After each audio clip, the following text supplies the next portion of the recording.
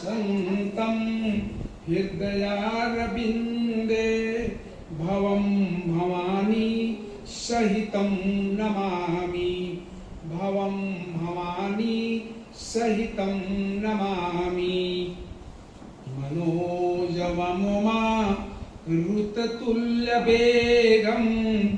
जितेन्द्रियं बुद्धिमतां वरिष्ठं वातात्मजमुवा नरयूतमुख्यं श्रीरामदूतं शरणं प्रपद्ये श्रीरामदूतं शरणं प्रपद्ये मानस भवन में आर्ज जन जिसकी उतारे आरती भगवान भारत वर्ष में गूंजे हमारी भारती हो भद्र भावुद भावनी हे भगवती हे भगवते सीतापते सीतापते गीता मते गीता मते।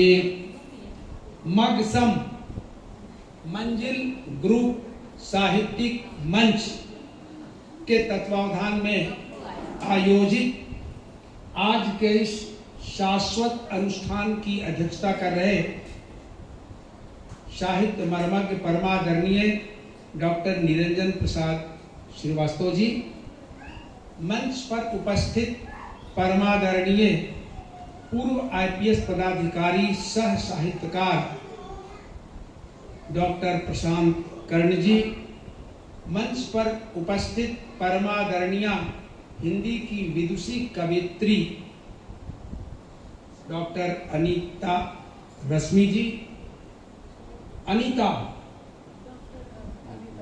रश्मि जी, पटना से आई हुई मैडम सिन्हा जी, आज विभा रानी श्रीवास्तव जी,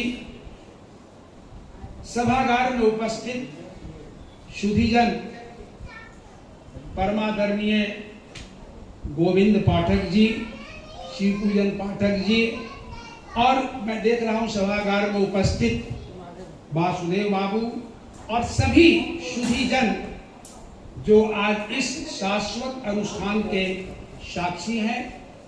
सबसे पहले मैं आज इस कृति की लेखिका परमादरणीय डॉक्टर गीता सिन्हा गीतांजलि जी को बधाई देना चाहता हूं कि उन्होंने जिंदगी की डोर आप सबके कर कमलों में समर्पित की है। मित्रों, उससे भी अधिक बधाई के पात्र हैं परमादरणीय बीके सिन्हा जी। मैं तो कहता हूं कि जिसके जिंदगी में गीता है उसके लिए कुछ भी अभीता नहीं है, और बीके सिन्हा के जीवन में साक्षात गीता की प्राप्ति है। मित्रों, गीता एक साथ ज्ञान, कर्म और भक्ति की त्रिवेणी है। आज की गीता सिन्हा की गीतांजलि जी की जिस कृति का लोकार्पण हुआ वह जिंदगी की डोर है। मित्रों, ये कहानी की पुस्तक है और इसमें 79 कहानियां हैं। पहली कहानी जिंदगी की डोर है और अंतिम कहानी ऊपर वाला है। मैं संपूर्ण कहानियों को एक नज़र से देख गया हूँ, लेकिन गीता जी ने पाबंदी लगाई थी कि 10 मिनट से अधिक कुछ नहीं कहेंगे। मैं कोशिश करूँगा उनके आदेश का पालन हो सके। मित्रों, कहानी भारत की प्राचीन विधा है और बचपन में हम लोग दादा दादी से कहानियाँ सुनते रहे हैं, और यदि मैं अतीत में जाऊं तो संस्कृत वाङ्मय में कहानियाँ उपलब्ध हैं, और पहली संस्कृत वाङ्मय की कथा की रचना है पंचतंत्र।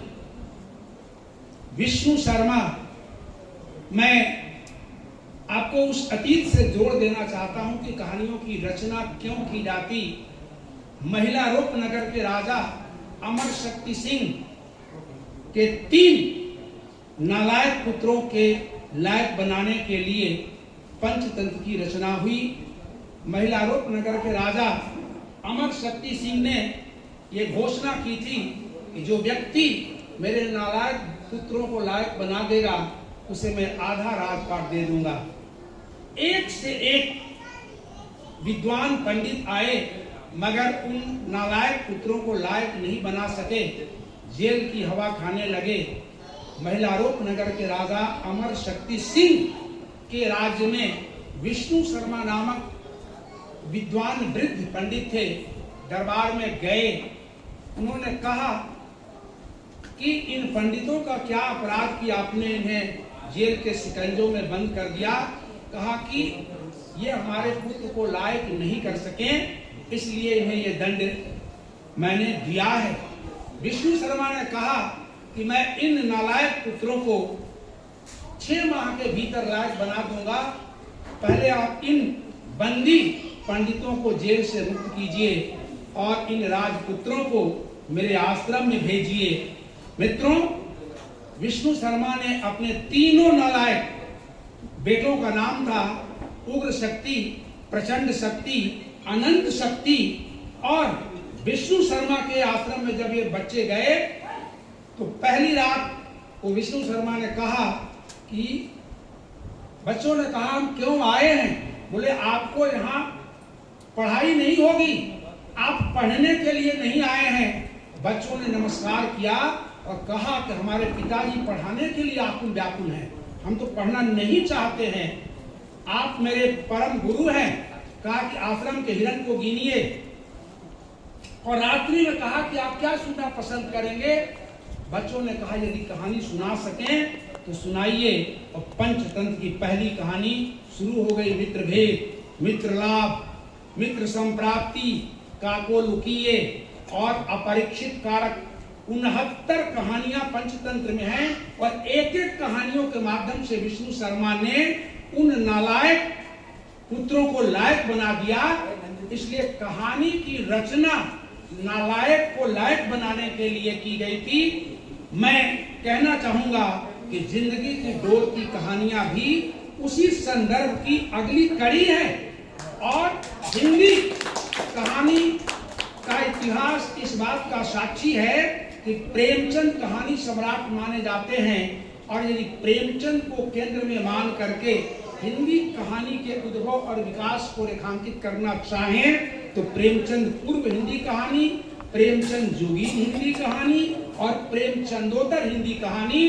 तो प्रेमचंद ने हिंदी कथा जगत को जिस सामाजिकता से जोड़ा था, जिस यथार्थ से जोड़ा था, उसी कड़ी की अगली कहानी जिंदगी की डोर है।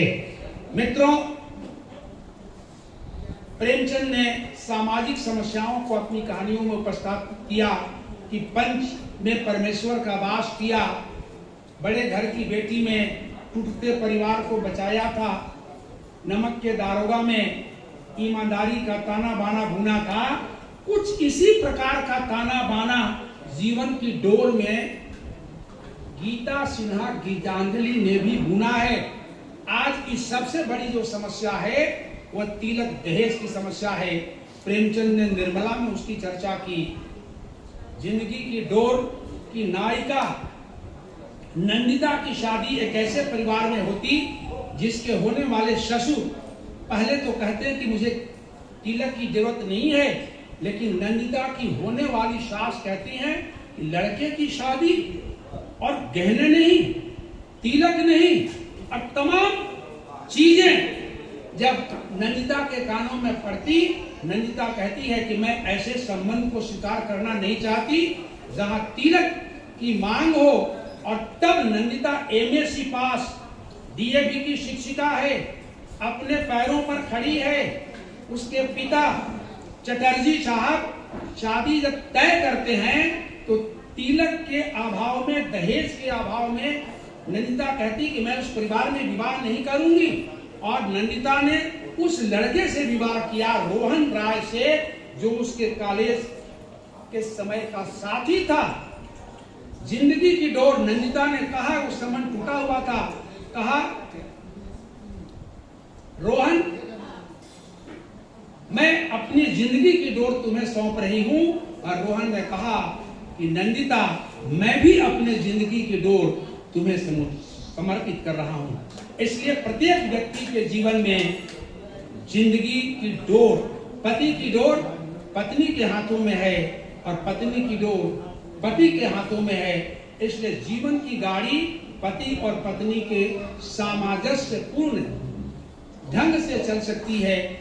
एक एक कुछ कहानियां लंबी हैं, कुछ लघु कथाओं के आकार में हैं, लेकिन मैं ये कहना चाहता हूं कि प्रत्येक कहानी में गीता जी ने कोई न कोई समस्या रखी और उसका समाधान भी किया है। माँ इस धरती की अनमोल मूर्त होती है। माँ पर केंद्रित इस संकलन में 7 कहानियां हैं। 7 माँ से पड़ोसन माँ, सौतेली माँ, अपनी माँ, तमाम रचनाओं में, और माँ का कोई विकल्प इस संसार में नहीं है। इसलिए माँ संसार की ऐसी मूर्त है जिसके हृदय में अपनी औलाद के लिए कभी कुछ भी नकारात्मक नहीं है। एक इंटरव्यू में मैंने पूछा था कि बताओ, एक उम्मीदवार ने कहा कि मैं आपसे क्या पूछूं। उन्होंने कहा भाषा विज्ञान पढ़ करके आई हूं, milky white milky height career bright उम्मीदवार थी। मैंने कहा भाषा विज्ञान बहुत कठिन है, लेकिन वो महिला आत्महत्या करने के लिए तत्पर थी। मैंने कहा कि अगर भाषा विज्ञान पढ़ के आई हैं तो आप बता दीजिए कि माँ और बाप में क्या अंतर है। उन्होंने कहा एक स्त्रीलिंग है, एक पुल्लिंग है। मैंने कहा ये बायोलॉजिकल अंतर है। उन्होंने कहा एक चोटी रखती है, एक नहीं रखता है। मैंने कहा फिजिकल अंतर है। भाषा विज्ञान की दृष्टि से बताइए कि माँ और बाप में क्या अंतर है, वो नहीं बता सकी। मित्रों, एक ही अंतर है, जब माँ कहते हैं तो आपका चोंच खुल जाता है, माँ बाप बंद। आप उच्चारण करके देख लीजिए, माँ अर्थात इस सृष्टि की उस रचना का नाम माँ है जिसके हृदय में कभी अपनी औलाद के लिए ना नहीं है। संस्कृत में माँ का अर्थ होता है नहीं। प्रमाण नहीं हो तो गीता उलट लीजिए, कर्मण्येवाधिकारस्ते माँ फलेषु कदाचन माँ कर्म फल हेतुर्भो माँ ते संगस्त्व कर्मणि। इसलिए माँ मतलब नहीं। अपनी संतान के लिए दर्जनों उदाहरण इतिहास में भरे पड़े हैं। भगवान श्री कृष्ण ने गोपियों के मक्खन खाए, हंडी फोड़ी। गोपियां जब यशोदा के आवास पर उलाहना के लिए गई तो यशोदा जी डंडे लेकर खड़ी हो गई तो कहा कि मेरा लल्ला तेरे घर जाएगा, मैं नंद रानी। भगवान श्री कृष्ण हंस रहे हैं कि अच्छा झगड़ा लगा है।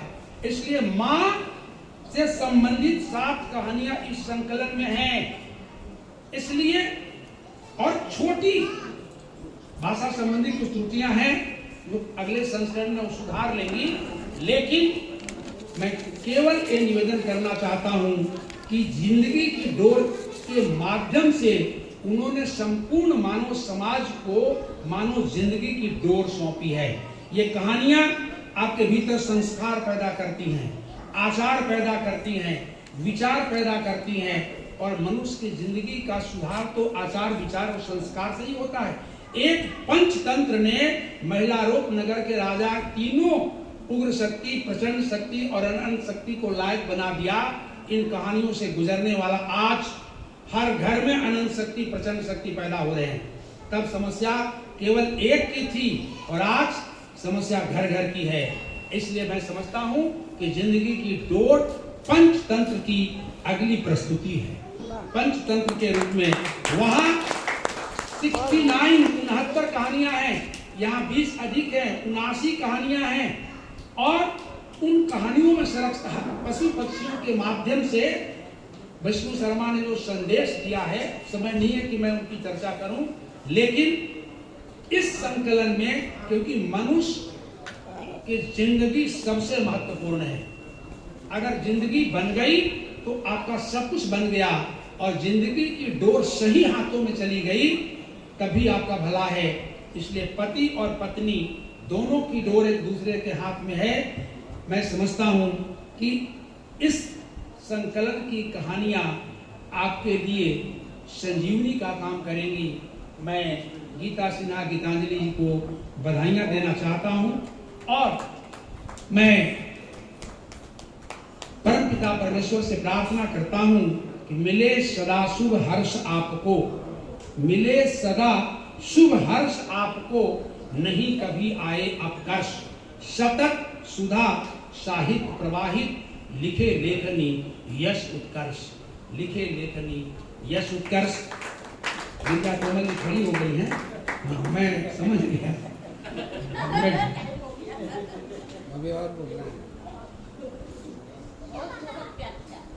मित्रों, आप सभी यहाँ आए हैं और ये लोकार्पण समारोह महत्वपूर्ण है। आज बच्चे का जन्म हुआ है। कृति के जन्म के बाद लोकार्पण, ये खुशी का माहौल है।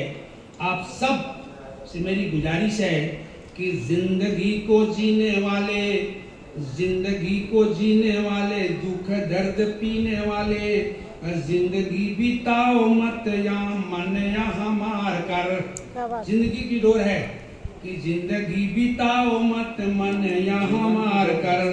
अब मिले जो भी धूप शीत, करना सभी से प्रीते, जिंदगी के राहगीर रोना मत हार कर। जिंदगी कभी दोनों मिलेंगे, धूप भी, शीत भी, हर्ष भी, विषाद भी, गम भी, सब। इसलिए मिले जो भी धूप शीत, करना सभी से प्रीते, जिंदगी की राहगीर रोना मत हार कर। तो दुनिया है प्यारी प्यारी, खुशियां मिलेंगी सारी, जब तक सांस यहाँ जिंदगी से प्यार कर। क्या बात, बहुत बढ़िया। जब तक सांस यहाँ जिंदगी से प्यार कर। अंतिम कि आए हो तो जाओगे ही, आए हो तो जाओगे ही, किया हुआ पाओगे ही, जाते जाते जाना तुम गीता जी को तार कर। जाते जाते जाना तुम गीता जी को तार कर। जय हिंद, जय संगोष्ठी। बहुत बढ़िया।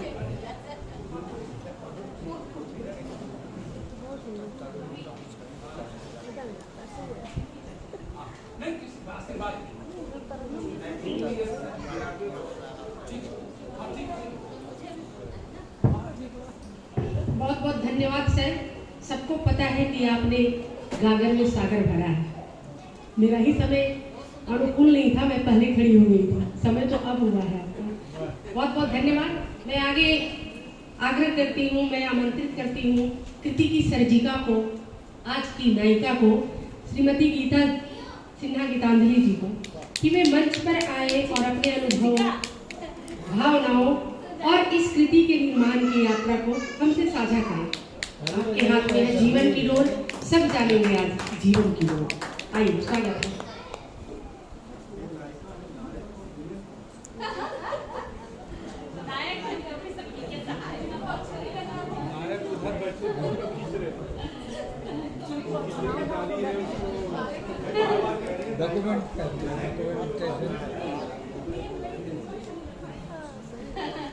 इनको अच्छा नहीं लग रहा है।